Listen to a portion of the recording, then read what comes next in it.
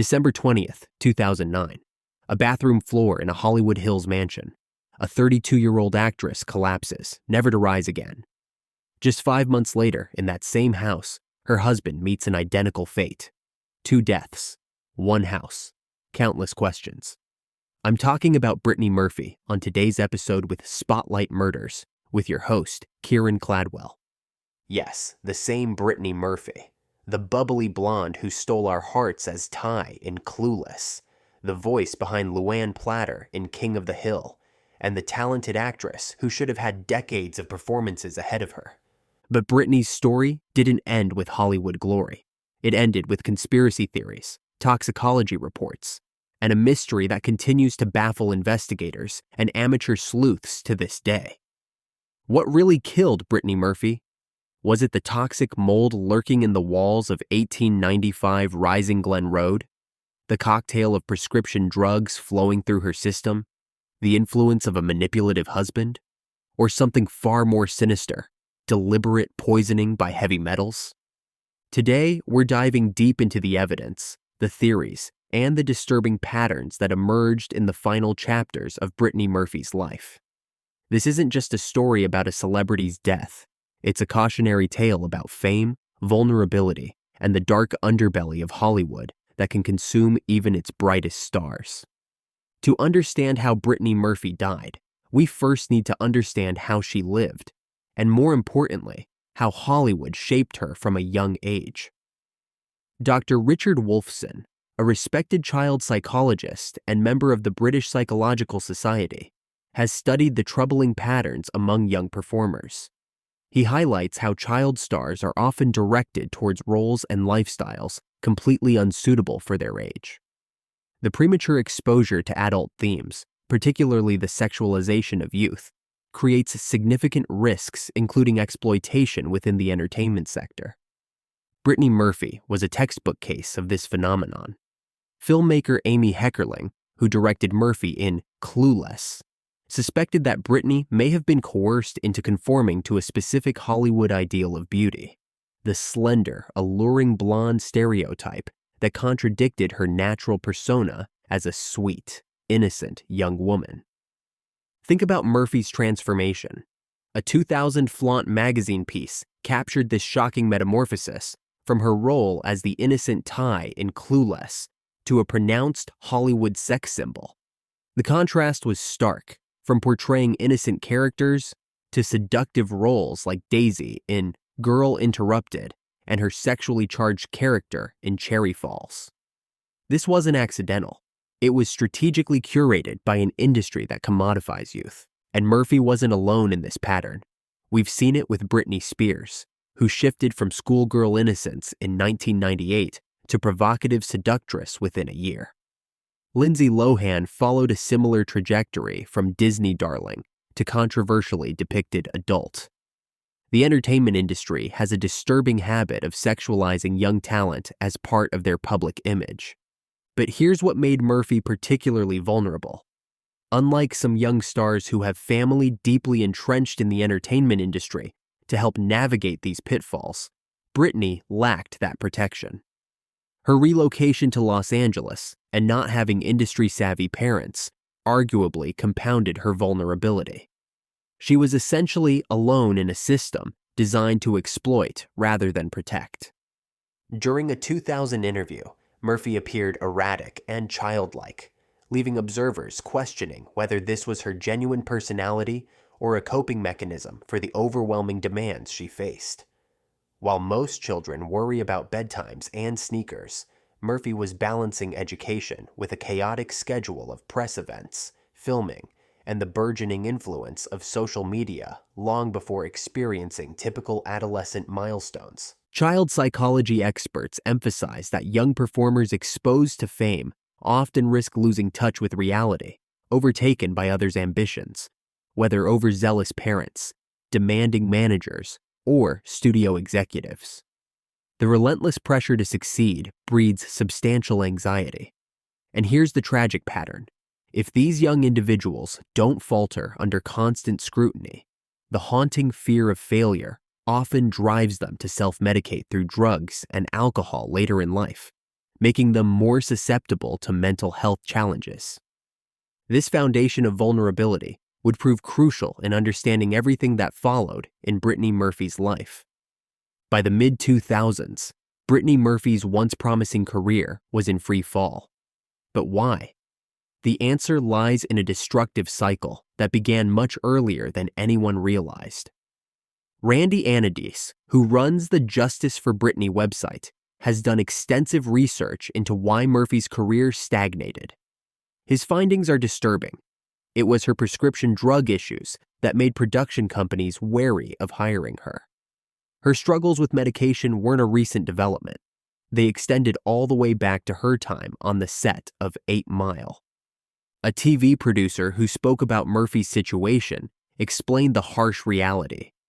Murphy had problems that dated back quite some time. Everyone was aware, but she had such a likable, sweetheart persona that remained known to the public. It's important to remember that low-budget films still aim to turn a profit, and a recognizable name helps drive rentals. This created a vicious cycle. Major studios stopped reaching out to Murphy, forcing her to take roles in low-budget films where either her struggles were unknown or producers deemed the investment worth the risk due to her star power. She also took on voiceover roles in ensemble casts, where scheduling was more flexible in case she was unfit to work on certain days. The evidence of her declining professional engagement was stark. Before production of Across the Hall, films typically conduct a table read where the screenplay is read aloud by the speaking actors.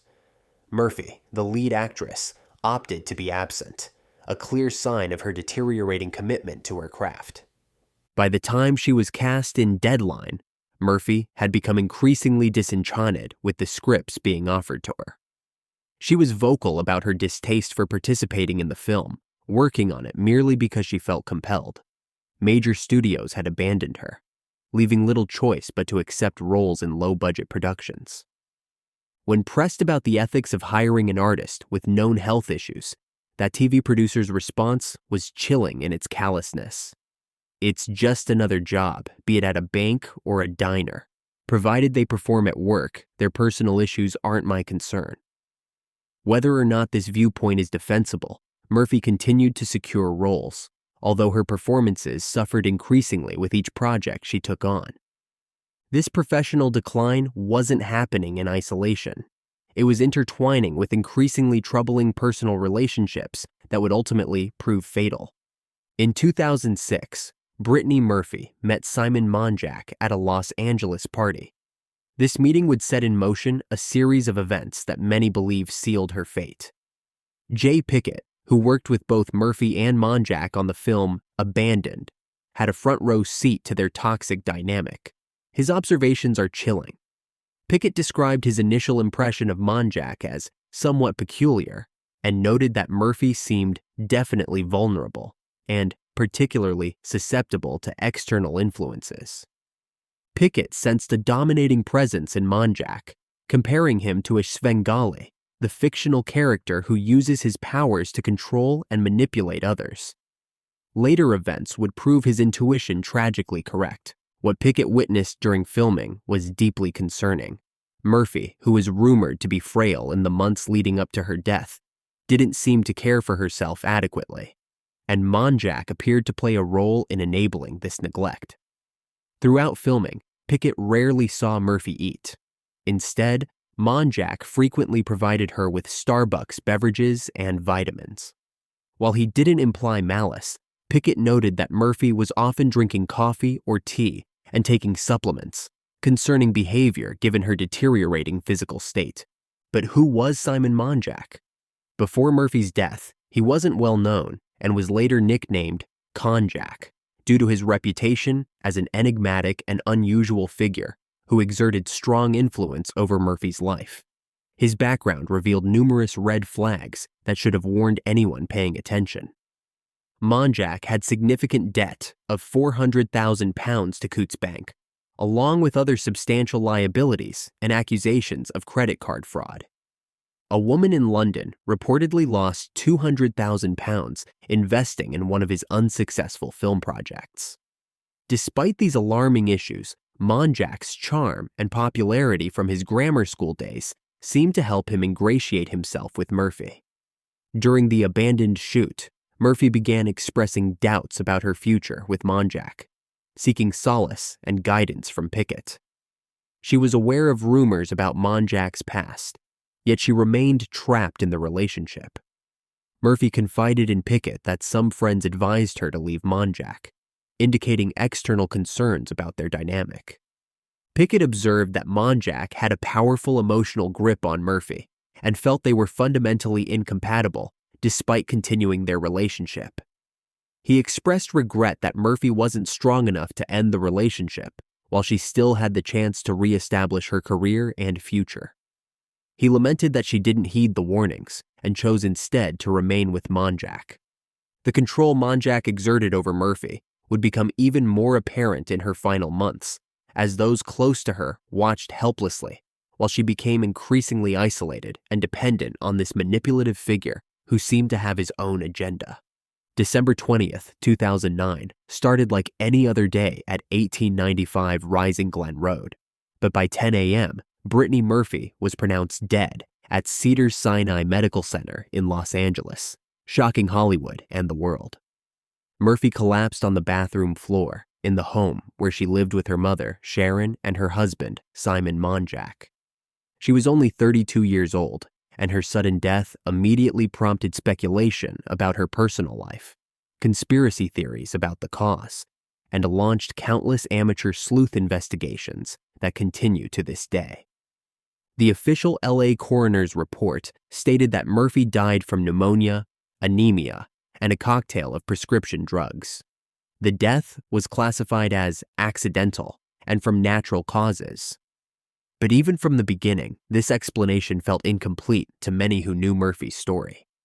Ed Winter, the assistant chief coroner, became deeply familiar with the peculiarities of the residence at 1895 Rising Glen Road.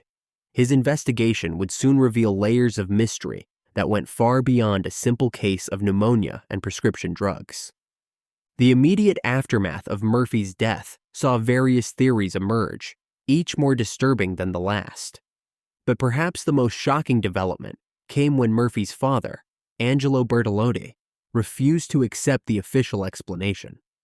Bertolotti commissioned independent toxicology reports from 2 different laboratories, and what they revealed was stunning: the presence of 10 heavy metals in his daughter's body. The Carlson Company LLC, one of the laboratories, provided a chilling assessment. If we were to rule out the accidental exposure to these heavy metals, the logical explanation would be a third party's deliberate intent to poison. This finding transformed Murphy's death from a tragic accident into a potential murder case. But Bertolotti wasn't the only one questioning the official narrative. Sharon Murphy, Brittany's mother, would also change her story about what killed her daughter, though her alternative explanation would prove just as controversial. The stage was set for a battle over the truth, with multiple theories competing to explain how a vibrant 32-year-old actress could die so suddenly and mysteriously. Initially, Sharon Murphy attributed the deaths to natural causes, denying any suspicion of foul play. But as time passed, she dramatically changed her statement and claimed that toxic mold found in their residence at 1895 Rising Glen Road contributed to both deaths. The mold theory gained traction because it seemed plausible. Exposure to high levels of mycotoxins, fungal byproducts produced by black mold, can result in severe health complications ranging from headaches to cancer and neurological issues. Aspergillosis, a series of diseases caused by Aspergillus mold, can lead to severe lung or full body infections and, in some cases, death. During her final weeks of owning the property, Sharon moved to a hotel due to these newly developed concerns and her ongoing lawsuit against the house builders.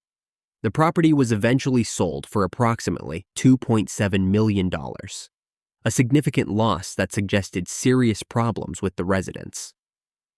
Ed Winter, the assistant chief coroner, took the toxic mold theory seriously, especially in light of a 2006 lawsuit filed under Brittany Murphy's corporation the Nina Bowe Trust. This lawsuit suggested that mold problems at the residence predated Murphy's death by several years. However, after conducting autopsies on both Murphy and Monjack, Winter found no evidence of mold in their systems. This was a crucial finding that should have put the mold theory to rest, but the story became more complicated. Winter revealed that Sharon had denied the mold theory at the time of Monjack's death and refused a house inspection by the LA Health Department. This contradiction in Sharon's statements raised questions about her credibility and motivations. Sharon expressed outrage over Winter's claims to CNN, stating that she was never directly asked by the coroner or the health department to inspect her house for mold. But there's another crucial piece of evidence that undermines the mold theory entirely. According to Murphy's publicist, Roger Neal, 1895 Rising Glen Road was tested for toxic mold shortly before Murphy's death by a reputable company. The test was conducted just 2 months before Murphy died. Neal stated that Simon Monjack had received the mold report and assured both Brittany and Sharon Murphy that the house was safe. But here's the most damning evidence against the mold theory. If mold was the actual culprit, everyone residing in that property, including Sharon, should have been affected to some extent, particularly given her weakened immune system due to cancer. Yet Sharon survived living in the house for months after both deaths occurred. The mold theory, while initially compelling, simply doesn't hold up under scrutiny, which brings us back to the more disturbing possibility suggested by the independent toxicology reports: deliberate poisoning. May 23, 2010. Just 5 months after Brittany Murphy's death, Simon Monjack was found dead in the same house, in the same bedroom. The parallels were too striking to ignore, and the circumstances of his death raised even more questions than his wife's. At around 12:05 a.m., investigator Kelly Blanchard arrived at the now familiar scene at 1895 Rising Glen Road. Monjack lay lifeless next to the bed, his body repositioned on the floor by paramedics after their failed revival attempts with ECG scans. His body was covered with a sheet in a gesture of respect, acknowledging the stillness of death. Blanchard's examination revealed the desperate attempts at revival. A mouth block was visible. His white t-shirt was cut down the middle by paramedics, and defibrillation pads adhered to his chest. There were urine stains on his blue and white sleep pants and brown fluid that had settled on his unshaven face. Despite the body's discoloration, rigor mortis had not completely set in, though it had begun in his lower legs. The efforts to revive him had disrupted the natural onset of rigor mortis, but the signs were unmistakable. Monjack had been deceased long before help arrived. Evidence of livor mortis was apparent by the purplish-red discoloration of skin on his back, caused by blood pooling post-mortem, a typical phenomenon where heavy red blood cells settle due to gravity in the absence of heart activity. After examining the body, Blanchard took a formal statement from Sharon. Sharon claimed that Monjack had been dealing with cardiac issues and that open-heart surgery was planned.